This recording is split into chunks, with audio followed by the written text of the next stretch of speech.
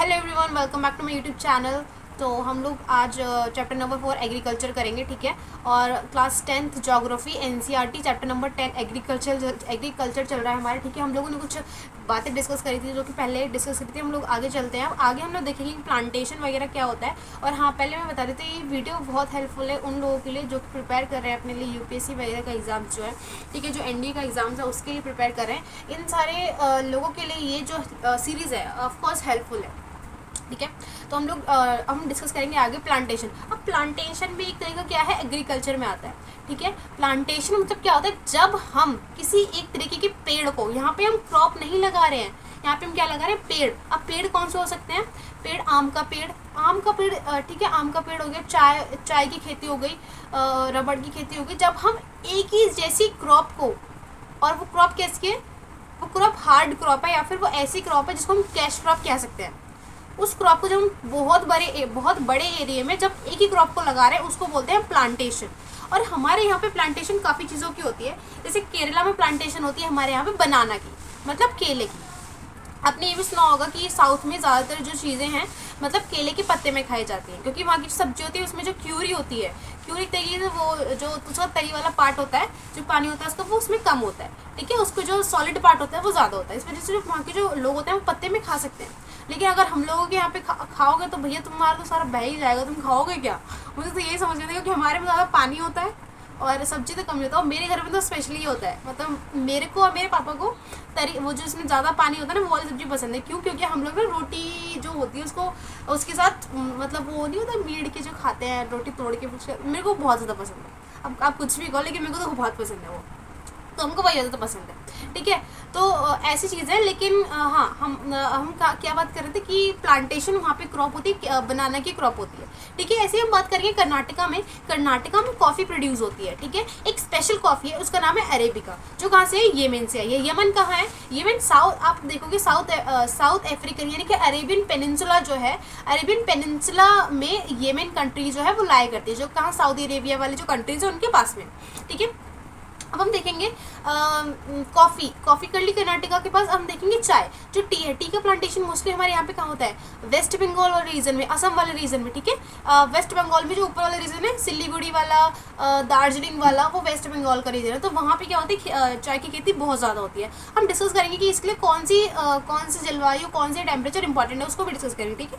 तो हम लोग आगे चलते हैं। अब हम देखेंगे क्रॉपिंग पैटर्न। हमारे यहाँ का क्रॉपिंग पैटर्न कैसा है। क्रॉपिंग पैटर्न मतलब हमारे यहाँ के 3 तरह की क्रॉप उगाई जाती है। एक होती है खरीफ, एक होता है रबी, एक होती है जायद, ठीक है। खरीफ फसल यानी कि खरीफ मतलब समझो, खरीफ मतलब गर्मियों में उगाने वाली, जबकि रबी मतलब सर्दियों में उगाने वाली, और जायद मतलब जो इन दोनों के बीच में उगाई जाती है। इसको बताएंगे, इसको डिटेल से एक्सप्लेन करेंगे। चलो स्टार्ट करते हैं हम लोग, है ना। तो देखो, सबसे पहले हम डिस्कस करेंगे खरीफ। हमें दो तीन चीज़ें इसके बारे में डिस्कस करनी है। पहली कौन सी, कि कौन से महीने में उगाई जाती है, जो इंपॉर्टेंट है। दूसरी कौन से महीने में काटी जाती है, यानी कि हार्वेस्ट की जाती है। तीसरी कौन सी, कि इसमें कौन सी मेन फसल होती है, ठीक है। 3-4 चीज़ें हमें क्या करनी है, डिस्कस करनी है, समझे। तो सबसे हम देखते हैं पहले खरीफ फसल। खरीफ फसल क्या होती है, ये कौन से महीने में बोई जाती है, ये बोई जाती है गर्मियों के टाइम पे, ठीक है। गर्मियों के टाइम पे जब मानसून आ रहा होता है, उस टाइम पे हम लोग क्या करते हैं, इन फसलों को बोना शुरू करते हैं, ठीक है। जैसे कि कब देखो, अप्रैल और मई के टाइम पे क्या होता है, जो गेहूँ वगैरह होता है वो कट जाते हैं।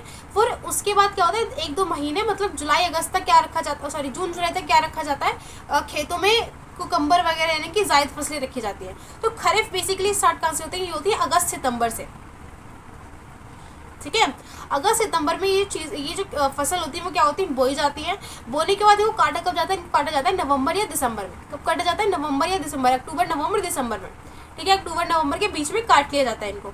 कब बोया जाता है, गर्मियों के स्टार्टिंग में बोया जाता है, यानी कि जून जुलाई के टाइम पे बोया जाता है। और इनको काट कब लिया जाता है, नवंबर दिसंबर तक काट लिया जाता है, ठीक है। तो मैंने आपको बताया कि बोया कब जाता है, जून जुलाई के टाइम पे, और इनको हार्वेस्ट कब किया जाता है, अक्टूबर नवंबर के टाइम पे।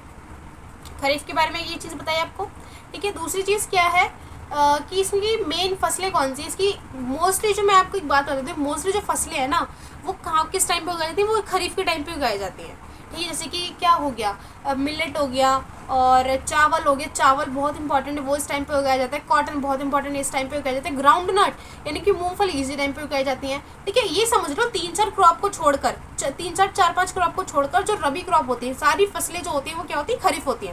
पहले वो मैं एक बात बताऊँ मुझे, 3-4 क्रॉप को छोड़कर सारी फसलें याद रखना वो ज़्यादा सही है, या फिर सारी फसलें याद करो और उन 3-4 क्रॉप को छोड़ दो, वो सही है? ये सही है ना कि हम 4 फसलें देख लें, 4-5 फसलें जो है रबी में आती है उनको देख लें, उनको सिर्फ याद कर लें, बाकी जो बचेंगे भैया वो तो हम टिक लगाए देंगे कि खरीफ में आ जाएंगे वो, है ना, तो हम उसके अकॉर्डिंग चलेंगे। अब रबी खरीफ को पता है, अब देखो रबी का। रबी हम किस टाइम पे उगाते हैं, सॉरी बोते हैं, वो बोते हैं हम नवंबर दिसंबर के टाइम पे, ठीक है।